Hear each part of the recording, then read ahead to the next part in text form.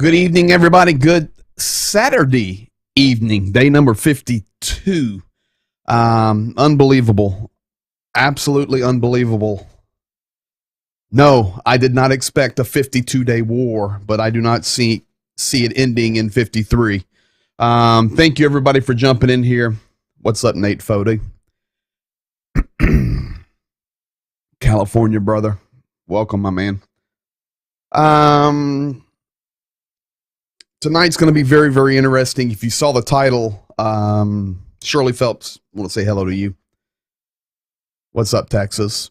Tonight is going to be very, very interesting. I do have a video from Zhenya that we were able to edit. I will show that to you in just a few minutes as we get started. But tonight, the big topic is going to be Mariupol. Mariupol has had a lot of transition in the last 4 to 6 hours. I've got the most updated information. And as everyone is saying, and of course, tomorrow night, we will wish everybody a happy Easter. But this is Saturday. Easter is tomorrow. And of course, we will be sharing that. And just so you know, Ukraine, they celebrate Easter next week. They operate off of the Orthodox calendar, where we do not. So we'll celebrate Easter this weekend, and we will celebrate it next weekend as well. So welcome to all of you guys. Thank you for everybody jumping in here tonight on this Saturday night on Easter weekend. Continue to pray. Today was a very tremendously important day. Many, many things have unfolded. Some good and some bad. Just going to tell you the truth. Charles Powell, greetings to you, my friend, checking in from the beautiful state of Georgia. Welcome to you, man. So, folks, we're going to get right to it. Tomorrow night, on our Easter Sunday night, you'll have had your Easter celebrations. You will have had your family time. You will have had your Easter lunch or Easter dinner. And tomorrow night, Zhenya and I are planning to be live for the hour. So I'm the bacon and he's the eggs. He'll be here tomorrow night. He is completely zonked. But do have a video update from him and some of the work that we're doing there. So we're going to start with that for tonight.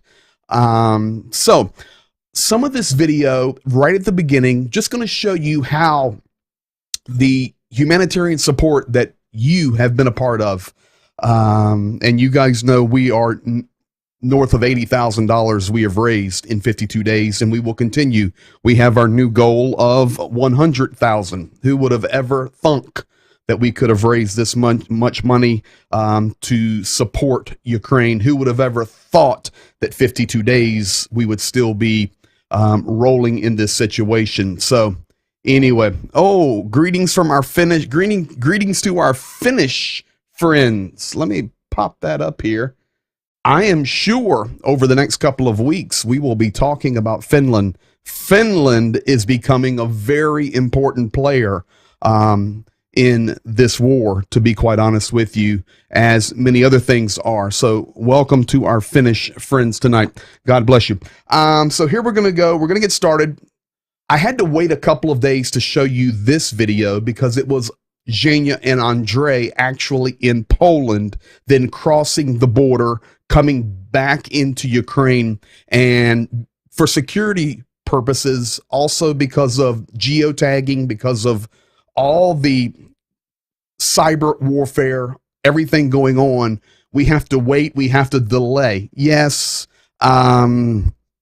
we can do a little bit on the fly when he goes live real quick, showing us a sign, showing us the border, but we can't hang out there. But now we've got an update. They made that big run into Poland. They picked up supplies, humanitarian aid. They picked up food. They picked up medical supplies. They picked up military supplies, and they have got it back into Khmelnytsky, of course. And now some of it has started the distribution process. So here we go. Update from Zhenya tonight. We'll start with that. And we are ultimately heading to Mariupol. So get ready. Greetings from Poland. We're looking for the big truck, and we need to pick up the humanitarian aid to transport it to the east side of our country, where is a lot of people who are starving and need help, and we'll bring all possible we can. Here is humanitarian aid. Here is how it looks like. It looks like that.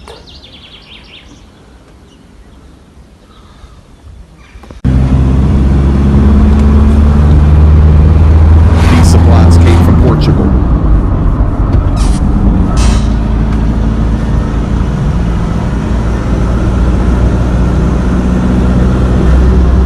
Heading back into Ukraine. These trucks are full of aid, cars, everything getting into Ukraine.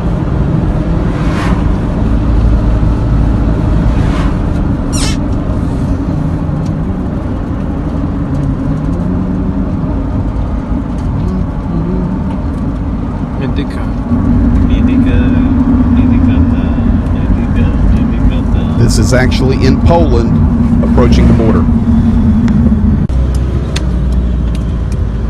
There's the border. Добрий вечір, ми з України. Good evening from Ukraine. Давай. Давай, едь.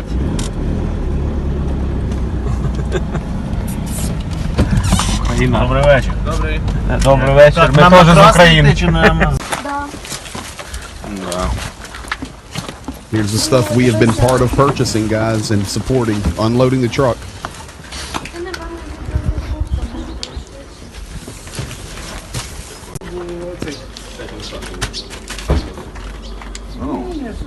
Вот это то, что мы получили. Here is what we got. Delivery today. Мені лише. В мене є дві.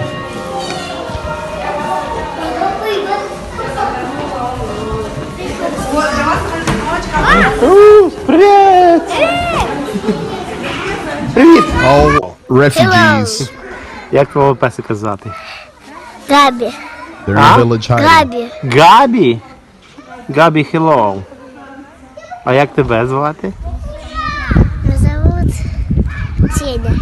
А? Сеня. Сеня? Клас. The name of the Ова. puppy. Это Ваня. А тебе звати як? Зовут Ваня. Ваня! These are refugees Любите from кататись? Kharkiv, Mariupol, Kramatorsk.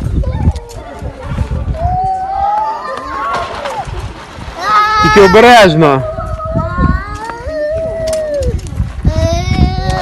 Нравится Ваня?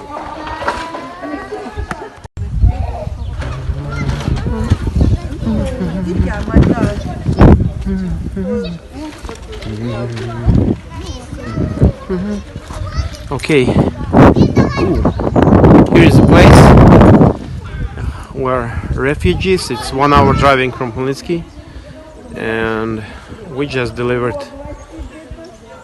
some help, the pillows and the food and some more mattresses, and we plan to bring more because they need it.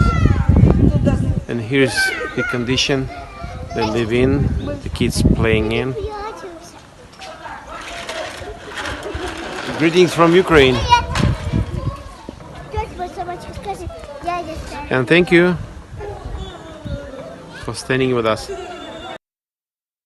There you have it, folks. That's really the last 48 hours of what's been going on. When Zhenya made the run to Poland, he and Andre crossed into Poland, were able to get the proper documentation, get back into Ukraine. And as you could see, one of the things I wanted to show you was how much aid is coming into Ukraine. And they need all of it plus more. The problem is there's not many weapons in those vehicles that are coming across the border. I'm sure there are some. In fact, I know there are some, but not the level that is needed right now. And we'll talk more about that in a moment. Today, big day in Ukraine, many strikes throughout the region. I did see this message here. Soviets, I know what you're saying. Yes, mission complete, 100 out of 100, down to Ukrainian cargo plane near Odessa. Yes, Russia is saying they downed a cargo plane, and Ukraine is saying they did not. Welcome to the war. Welcome to you, Bob Picker, really. But here's what I can tell you for a fact today. Lviv was bombed, infrastructure and military plants. Kyiv was bombed again, military infrastructure and technical infrastructure. Poltava was bombed today. Krovnutsky was bombed today. Mykolaiv was bombed today. Kherson was bombed today. Dnipro was bombed today. Kharkiv, I actually have video of that, and I decided not to show it. It's bad, folks. Kharkiv is bad. Lugansk, carpet bombing. Donetsk, bombed. Mariupol, bombed. These were struck in the last 24 hours. And we will talk about that in just a moment when we go back and talk about the Moskva and we talk about Kyiv. El Rey, good evening, PG. Much love from Cali. Much love back at you there, El Rey. Would that be the sun, El Rey? I think. I'm trying to learn Spanish. Actually, I know it decent. I just forgot it when I learned Russian. All right, here we go. Zelensky tonight. Zelensky made 2 or 3 speeches today, but just a little while ago in his very, very last couple of statements to the country, it was not an official address. Once again, he turned up his iPhone. He made a 38-second speech, and I'm going to play it for you now, and I'll translate it for you here, guys. Good evening, everyone. 52nd day. What can I say? We are strong. We work. We love. We are grateful. We are proud of our heroes. And we will win this war. That is President Zelensky's statement. And listen, everybody sees it, and that is exactly what he said.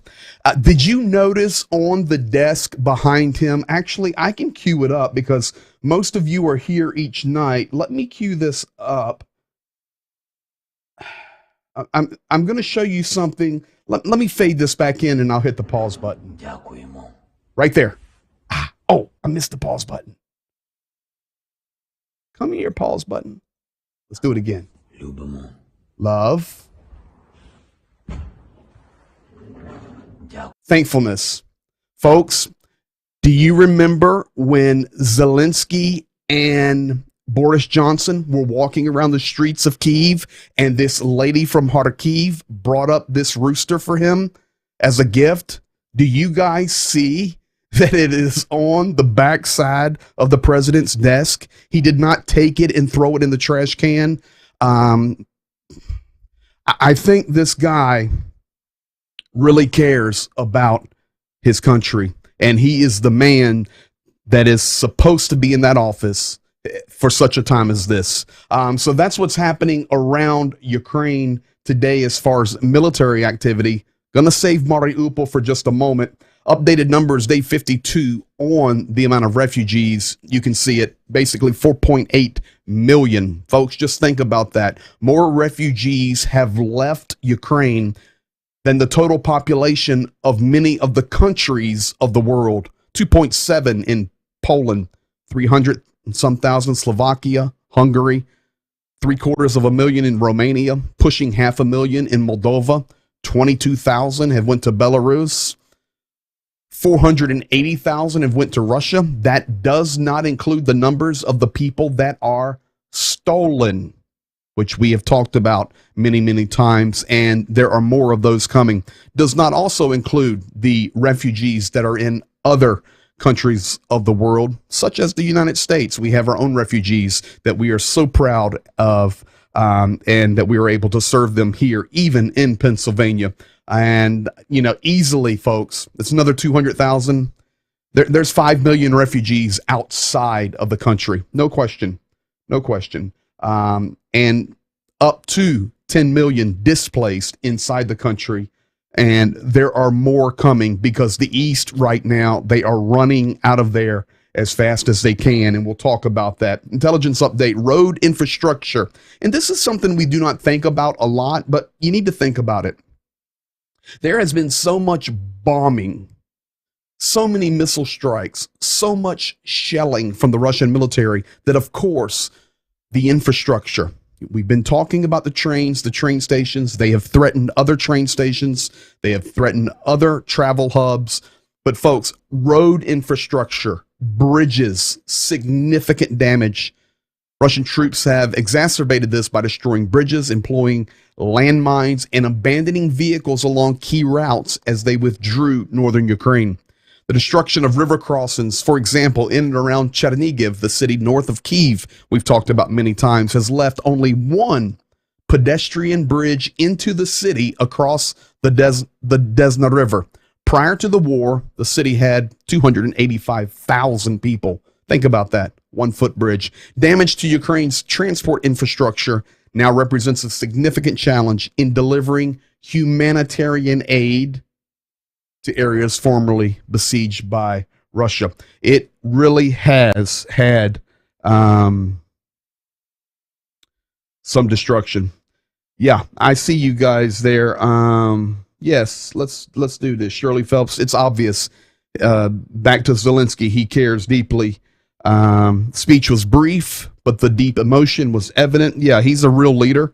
That is obvious. And we got the shout outs from Canada coming tonight to Ukraine. So, folks, I want to get to the main topic tonight, the Mariupol Ultimatum. This was the advertisement screen for YouTube tonight. The war in Ukraine had the Russian military vehicle there. I've got the Ukrainian babushka walking across the street. That is the drama theater in the back. This is day 52. You see the Z on the Russian military vehicle there, and you see the stop with the hand and closed. All of that to say this. We're close, if it's not already happened to Mariupol completely fallen and destroyed. Here is what I can tell you.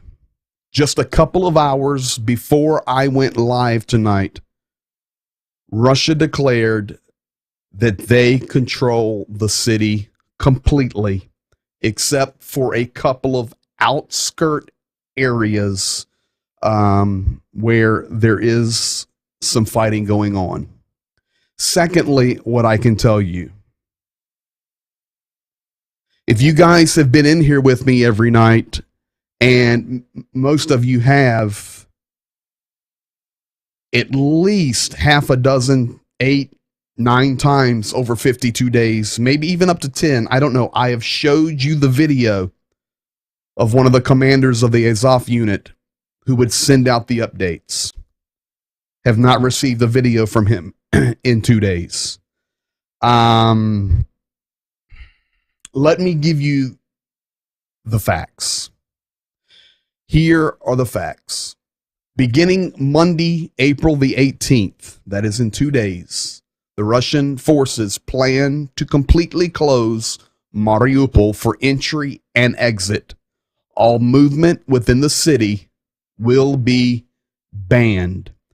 I added this little red statement right before going online a couple of hours ago. Russia claims that the city is completely cleared. Fact number 2, 100% of the men remaining in the city will be processed through filtration, determining their ability to be mobilized into the Russian forces or assigned jobs, for example, to clear rubble.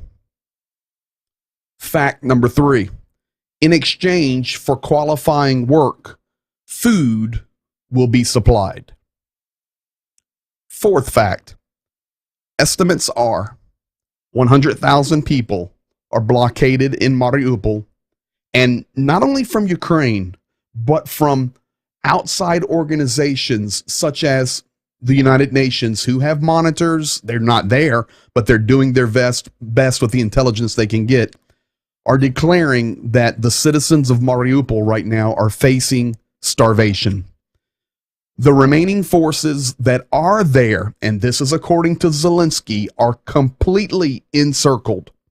The wounded are unable to receive proper care. Zelensky said, this is a humanitarian crisis. The final thing about Mariupol, Zelensky said, if Mariupol falls, talks are over. That is the update. Does Ukraine have engineers to rebuild? Oh, yes. But the nations of the world are planning to help rebuild as well when we win the war. But folks, this is Mariupol. I am going to show you an updated video today. This is about the last footage that has been able to be retrieved out of Mariupol from Reuters. This came out this afternoon. There are some bodies laying there. They are blurred. And there's your pre-warning. This is Mariupol.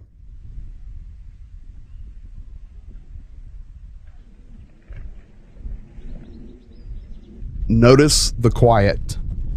There's volume. You can hear the wind.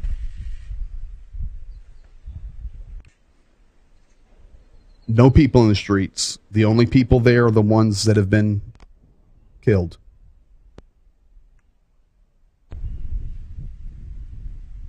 This is the factory where the last battles were said to have happened. And it's just eerily quiet.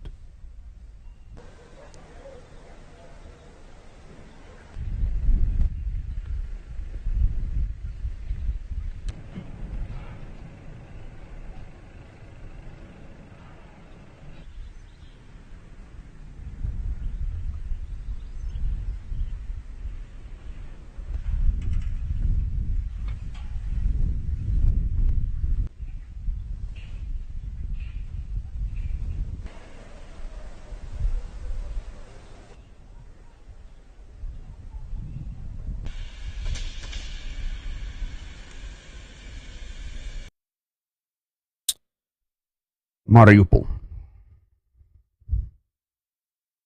I'm sure even tonight when the program is over and I wait to give Zhenya a shout out when he wakes up in the morning before I go to sleep and get prepared for Easter service tomorrow. And by the way, make sure you're in church somewhere tomorrow to celebrate the resurrection of our Lord. It's the most powerful day on the Christian calendar. I mean, Christmas is as well. If he wasn't born, he couldn't have died and resurrected. But every day we celebrate his resurrection. But of course, on Easter, it's special. So make sure you're in church somewhere tomorrow. If not, jump online and you can watch and be a part of our online family at blwc.org. So folks, here's what I can tell you. I can tell you Russia says they have it. I can tell you Zelensky says the last troops are encircled. I can tell you on Monday it's going to be blockaded completely, period. And they are starting the filtration process publicly. Up to 100,000 people still there, starving. And you could see just dead silence. People laying in the streets. It's unbelievable that this is 2022. Jeremy Teeple, I think that's an appropriate statement. What an atrocity. Folks, everything I've been hearing, everything that I have been reading today is the 5-1 is prepared. Russian forces are completely in place for their advancement. Right now, the thing that is benefiting Ukraine is the weather in the east is poor. It's not snow anymore, but it is raining. It's not the best weather for either side to be fighting in. That's why there's a lot of airstrikes going on right now. But that weather is supposed to stay that way for a few days, and then it's supposed to change. We do not know if that's going to delay this advancement. It's already really happening. Lugansk is carpet bombed. Kharkiv is basically surrounded on three sides. The goal is all of Lugansk, all of Donetsk. In fact, let me pull up the map real quick, just so you can see here, and we'll go with red on this one.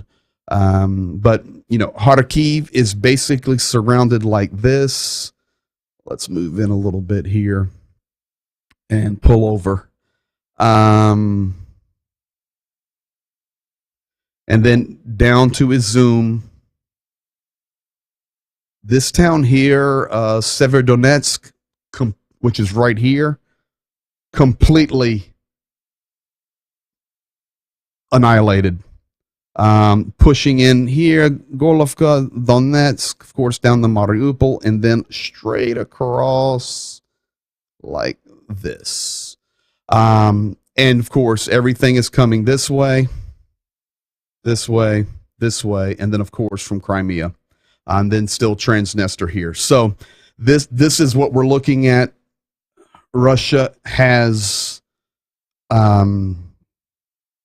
they've expanded their footprint today. They really have. But Ukraine is fighting good. The 5-1 is there. I'm going to go back to that. You are correct, Cliff Gilmore, 100%. Boris and the U.S. need to end this now. And we will look at something in a moment because Germany is not going to end it. But this has to stop regardless. So the 5-1 is there. In fact, I can tell you this. Back to the map 1 second. I'm going to show you a video of more equipment coming, as I've been showing you each day on the rails. And we'll just go with the green with this. So you know, equipment's coming from the south. We know that I showed you the trains coming from Rostov. We've had trains coming from Tubal, and now the train I'm getting ready to show you is coming this way. So you can see the supplies are still coming like crazy. And this is what we're looking at that's coming. And you can see the rain. This came out of Belarus down through Russia and is coming toward Kharkiv. It is just non-stop equipment coming. And of course, this is all the work of the new general. It's obvious this is his style. Folks, the sinking of the Moskva has rattled Russia.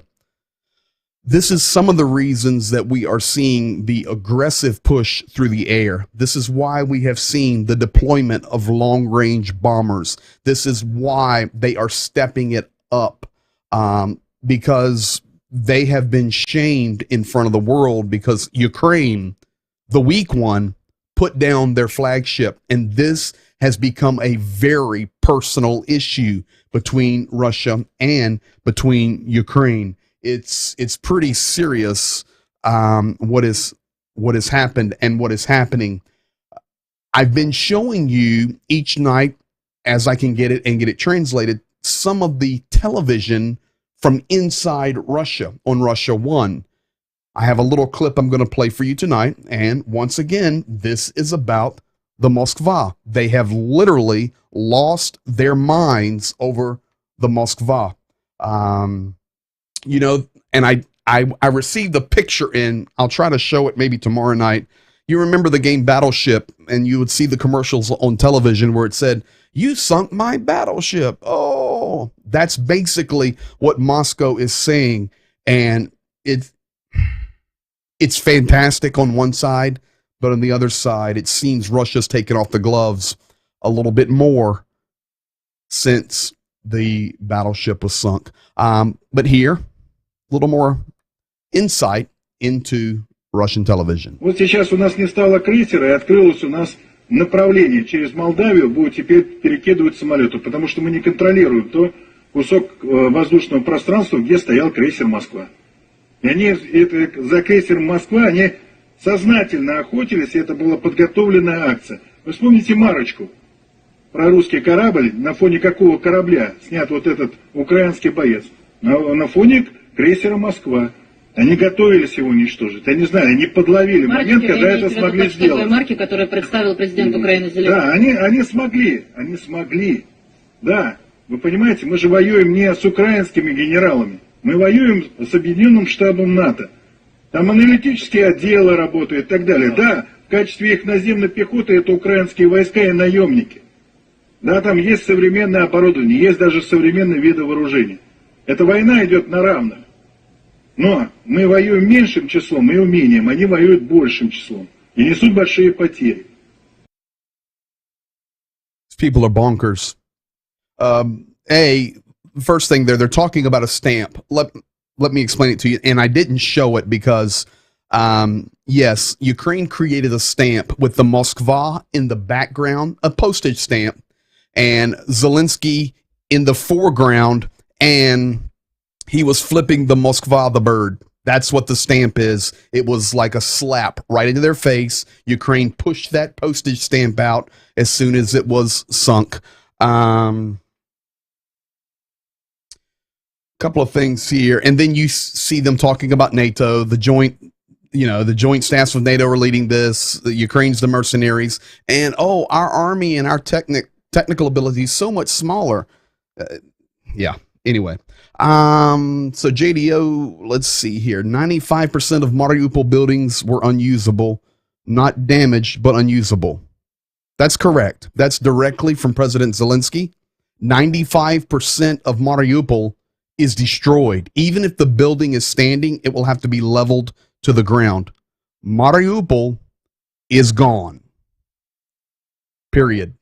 And over the next 24, 48, 72 hours, if on Monday, Russia blocks it completely and continues the filtration process.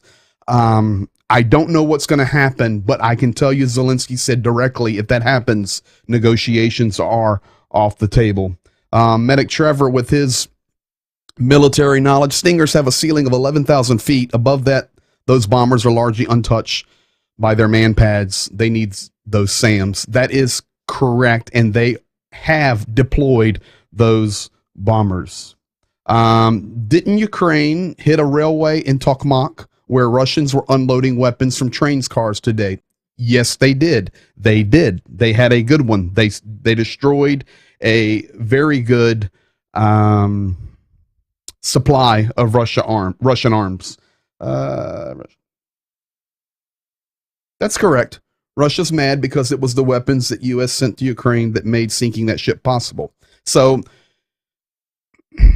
yes, but the Ukrainian Neptune missile, if that's what sunk it, we're leaning to that. I only try to report 100% facts, but it most likely they were distracted by American drones and that technology, and then 2 Neptune missiles manufactured in Kyiv, Ukrainian technology, were actually able to hit that ship. So there you go. On to the next one, folks. It's just madness when you see that. And I'm glad I can have some time to get some of this television that's inside Russia, that's closed, that you probably would not be able to see anywhere else. It really helps understand the mentality. Here's some more fuel for the fire. SAS troops from Britain are officially outside of Kyiv, and they are training local forces. It's just the pot being stirred. So officially serving British soldiers. This is not guys from Britain who said, hey, I'm taking 4 weeks off and I'm going to Ukraine. I might be back, I might not. That's not what we're talking about. Britain put these guys here. They're doing some training. What's up, Bob Green? Nice to see Tennessee in the house tonight. So once again, the pot being stirred there. Folks, let me give you something that, unless you've been in Ukraine, been in Russia, been in these nations, even former Soviet nations, and even some European nations, when you come into the cities, they'll have huge signs, typically made out of concrete, with the name of the city. Of course, every city, small and large, have these kind of signs. That sign right there, of course, is the sign for Energodar. That is the city where the Zaporozhye nuclear power plant is. This city is completely occupied by Russia. It is in control of Russia. In fact, they are changing the currency. They are changing the government. Energodar is gone. Russia completely controls it.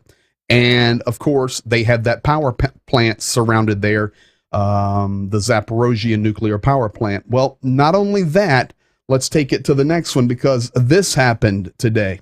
As you can see, the same sign, Energodar, has transitioned from the Ukrainian colors to the Russian flag. So this is what it was, and this is what it is today. The same sign, Energodar, is now under the Russian colors. Rick Berry, you having a good time over there. I can see that. The city of Kherson.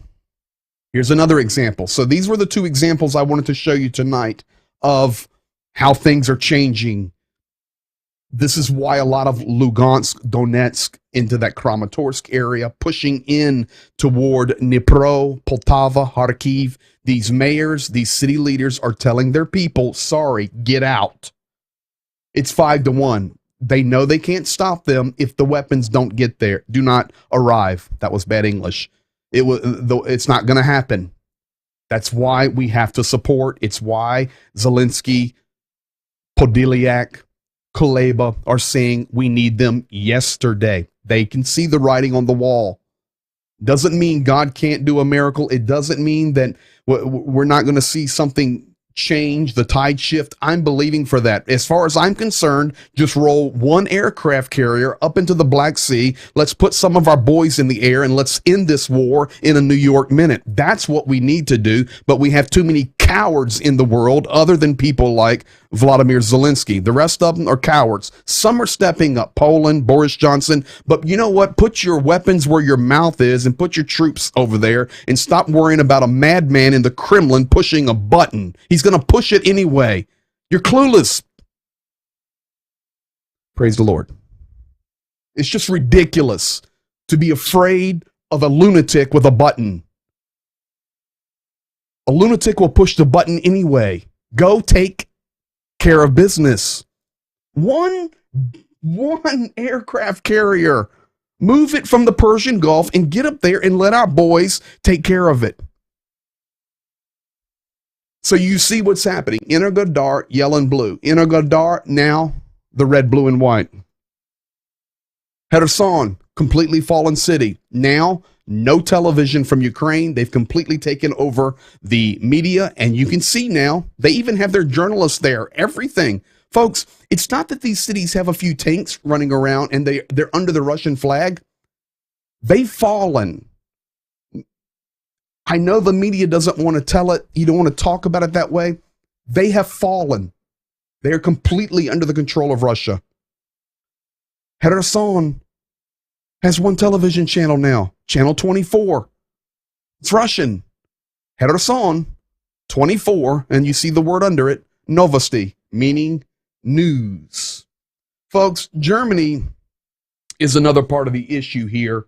German minister says delivering tanks would not be entry into war. Right now, Germany is fighting amongst themselves on supplying weapons to Ukraine. That's the fact. They've already said, well, we've sent some and we do not have any more to send. And they're afraid to send tanks because half of the German leadership says if we send tanks and heavy equipment, basically we're declaring war on Russia. You know, I've lost the whole concept of NATO and standing together. They're scared to death. And the reason for that is Germany is so dependent still upon Russian oil, and they're still paying money for Russian oil, and Russia is taking around and using that money to destroy Ukraine. It's so simple, but they're trapped. This has been planned for 2 decades. Russia knew exactly what they were doing, and the only way to get through this is they must be defeated. German minister said delivering tanks would not be entry into the war. The delivery of heavier weapons to Ukraine, such as tanks, would not. This is on the side to give them constitute an entry into the war against Russia, Germany's justice minister says. So if Ukraine exercises its legitimate right of self-defense, supporting it by supplying weapons cannot lead to becoming a party to the war, Marco Buschmann said. This is the view of the German government. German politics has been consumed since the start of the conflict, the end of February, by the question of what kind of weaponry to give Ukraine. They're trying to help, but at the same time, they're trying to protect their own interests. So what does President Zelensky say about this? Here you go. Russia launched a full-scale war against Ukraine on February 24th. Now it's April. Russia counted on capturing Ukraine within 5 days. That was the deadline they established for obliterating our country and destroying our democracy. But they had no idea who they were up against. Russia didn't know how much we cherished our freedom. We've been defending ourselves against Russia much longer than they invaders planned. We have destroyed more Russian weapons and military equipment than some armies in Europe currently possess. But this is not enough. Russia still had the capacity to attack, and not only against Ukraine. Poland, Moldova, Romania and the Baltic states will become the next targets if the freedom of Ukraine falls. The images of Bucha and Mariupol have demonstrated real Russians' intentions to the whole world. It could only be stopped by force of arms.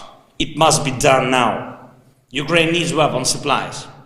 We need heavy artillery, armed vehicles, air defense systems and combat aircraft. Anything to repel Russian forces and stop their war crimes. Artillery 155 millimeters. Artillery shells 152 millimeters, as many as possible. Multiple launch rocket systems.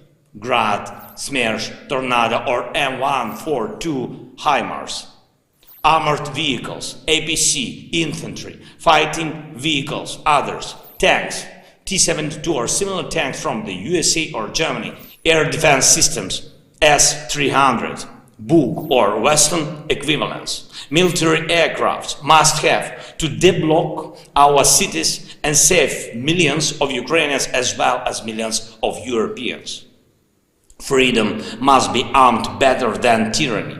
Western countries have everything to make it happen. The final victory over the tyranny and the number of people saved depends on them. Arm Ukraine now to defend freedom.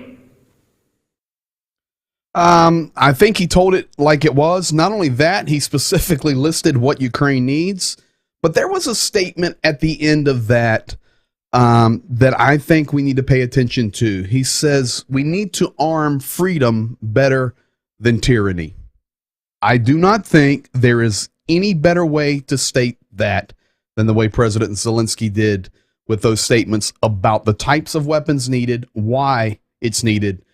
Once again, it's daily, my friends, that the truth is being told. And that is, if Ukraine is destroyed, the Baltics, Poland, these nations are next. You're hearing it from so many people that are in the know over there. Yesterday, I showed you a video. Tonight, you're seeing President Zelensky. This has been a daily statement, and I think that statement he made at the end of that request was powerful. We must arm freedom better than we arm tyranny.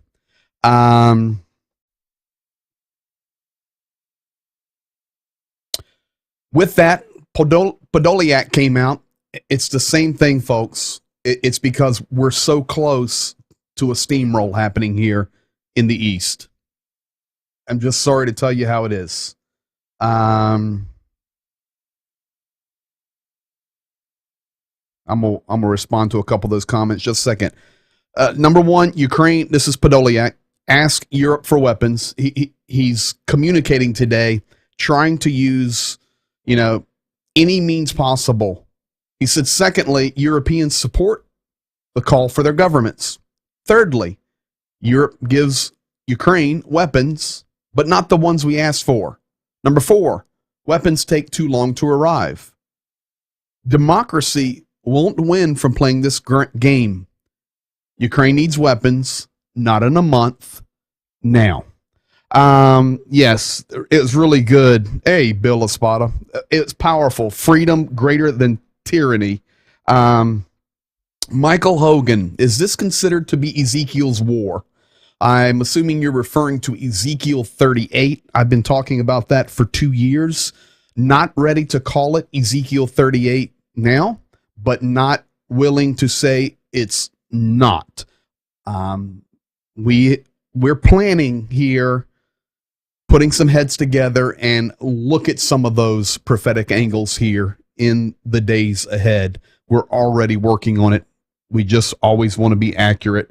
JDO says, hard for me to see Putin going beyond Ukraine as he would know that it's gloves off by Europe and U.S. unless he thinks Biden is too weak to defend Europe. That's exactly what he thinks. I can tell you right now. Let me tell you straight, working in that culture for 30 years. In fact, I'm going to tell all of you straight right now. Vladimir Putin respects nobody. And I'm going to tell you why he respects nobody. Because actually, let me back that train up. I'm going to tell you who tonight Vladimir Putin respects. And this is going to be interesting for you because this is interesting because it may surprise you what I'm going to say. There's only one person I think in this world that Vladimir Putin respects. And of course, not Vladimir Putin. I think he respects Vladimir Zelensky. Because Zelensky is proving to be a worthy adversary. Consider this like a chess game. Consider this like the game of Battleship. Seriously. I imagine when he lays his head down at night, goes, I didn't expect this from Zelensky. An actor, What a joke, running for the presidency in 2019. And now he's leading that country. I think he respects that character in Zelensky. But the next level of respect he probably has, and nobody higher, in my opinion, 30 years working there, he respects Zelensky. I'm telling you. Secondly, his next level of respect would be for Boris Johnson and for Duda, the president of Poland. And I'm going to tell you why. Yesterday, Boris Johnson was banned from ever entering Russia, along with 14 other representatives. Duda has already made it public that Poland's ready to fight. So I think the second level tier of respect from Putin would be Johnson, Duda. After that, he respects nobody. Absolutely, he's not afraid of America. And I'm going to tell you why he's not afraid of America. We've got to go backwards in time to Afghanistan, the Russian-Afghanistan war, and then we have to fast forward it through the American entrance into that region, and we have to see how, under the leadership of President Biden, we just left in the middle of the night. We left more military equipment in Afghanistan as a gift to the Taliban than we have supplied to Ukraine. Do you think Vladimir Putin respects America? Absolutely not. Do you think he's afraid of America? Absolutely not. He's not. The only person he respects ultimately in this war is Zelensky, because Zelensky's fighting. I'm telling you. That's the facts. That's knowing the culture. I've worked in this culture for 30 years. I know how the respect thinks. Vladimir Putin could care less about the UN. Vladimir Putin could care less about the European Union. Vladimir Putin could care less about the Pentagon and America. What Vladimir Putin cares about right now is Zelensky is leading like a lion. Secondly, Boris Johnson and Duda are rattling their sabers a little bit, and that's it. He doesn't have to worry about China. They're buddies. North Korea, they're buddies. India, they're buddies. Iran, they're buddies. Iraq, they're buddies. America? We're shaking hands after a speech with Mr. Chicken. There's nobody there.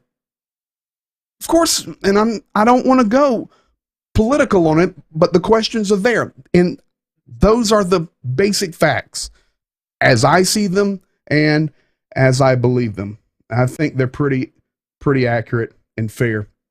I want to close out tonight and get you out of here on time. Tomorrow's Easter Sunday. Have a couple of last things I would like to show you.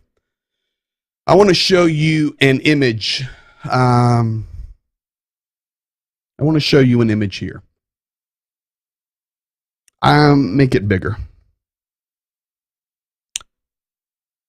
This is an 18-year-old kid in Boryanka.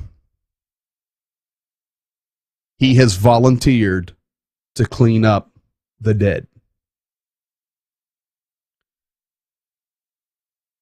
You can see the pain in his face. You know, you think about those pictures from war that are famous.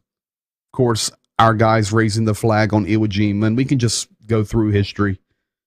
The lady coming out of the Mariupol hospital when it was bombed early in the war. Who would have ever thought 52 days we'd still be here doing this? But this young man, 18 years old, volunteered to clean his nation up.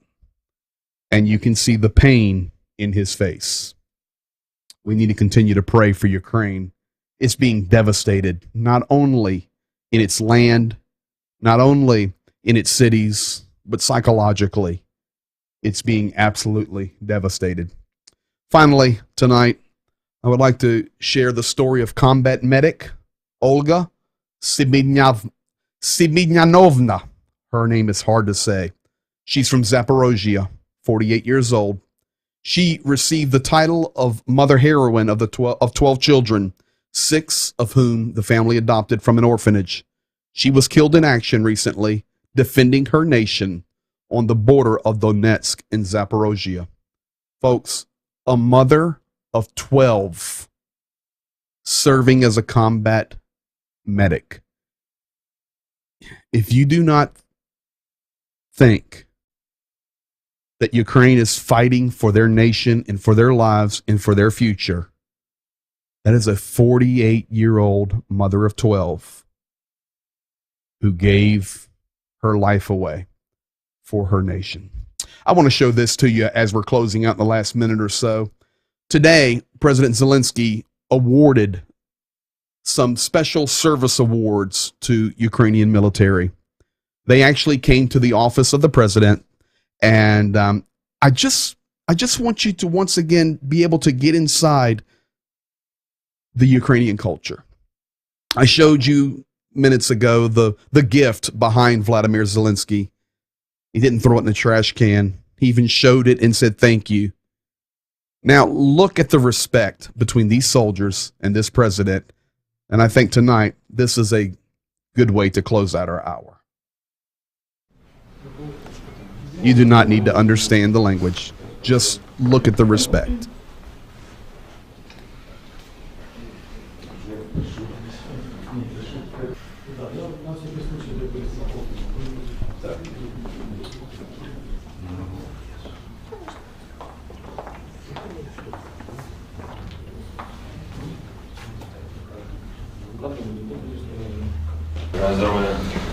Доброго дня.